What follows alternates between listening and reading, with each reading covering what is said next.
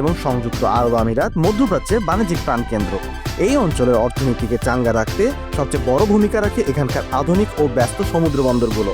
আজ আমরা জানব দুবাই সহ সংযুক্ত আরব আমিরাতের 10টি গুরুত্বপূর্ণ বন্দরের কথা, যেগুলো শুধু এ দেশেরই নয়, গোটা অঞ্চলের আন্তর্জাতিক বাণিজ্য পরিচালনায় মুখ্য ভূমিকা রাখে।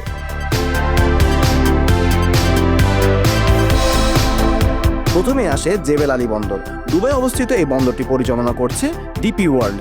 এটি বিশ্বের অন্যতম ব্যস্ত বন্দর এবং প্রতি বছর প্রায় 19.3 মিলিয়ন টিইউ কন্টেইনার হ্যান্ডেল করে। এখান থেকে মধ্যপ্রাচ্য, আফ্রিকা এবং এশিয়ায় পণ্য পরিবহন হয়।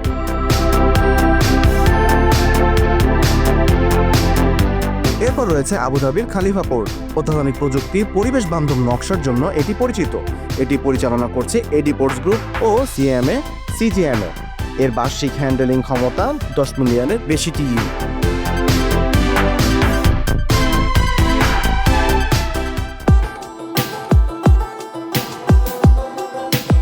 Washington, Georgia, Atlanta, New York এবং ঢাকার পর বিশ্ববিখ্যাত US immigration law firm Raju law তাদের 6ষ্ঠ ব্রাঞ্চ হিসেবে যাত্রা শুরু করেছে দুবাইতে।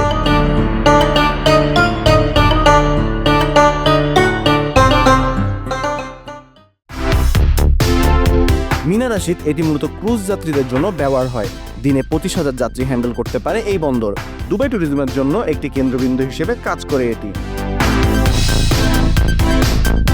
ফুজাইরা পোর্ট মধ্যপ্রাচ্যের একমাত্র পূর্ব উপকূলীয় বন্দর। এটি বিশ্বের 3য় বৃহত্তম বাংকারিং হাব এবং পরিচালনা করছে এডি পোর্টস গ্রুপ। খোরফাক্কান বন্দর শারজাহ প্রদেশে অবস্থিত। এটি গালফ কন্টেইনার দ্বারা পরিচালিত এবং ট্রান্সশিপমেন্ট হাব হিসেবে বিশ্বব্যাপী পরিচিত। হ্যান্ডেলিং ক্ষমতা প্রায় 5 মিলিয়ন টিইউ।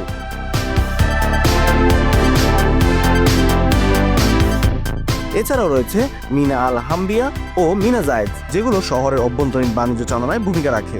রাস আল খাইমার 2টি গুরুত্বপূর্ণ বন্দর, মিনা সায়েদ ও মিনা আল আরব, মূলত কাঁচামাল ও বাল্ক কার্গো পরিবহনের জন্য ব্যবহৃত হয়।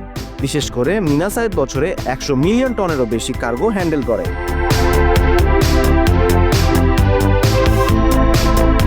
সবশেষে বলবো মিনা খালিদ সম্পর্কে।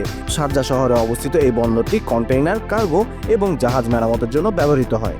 এই 10টি বন্দরই প্রমাণ করে সংযুক্ত আরব আমিরাত শুধু বিলাসবহুল জীবনযাপনের জন্য নয়, বরং আন্তর্জাতিক বাণিজ্যের এক অবিচ্ছেদ্য কেন্দ্র।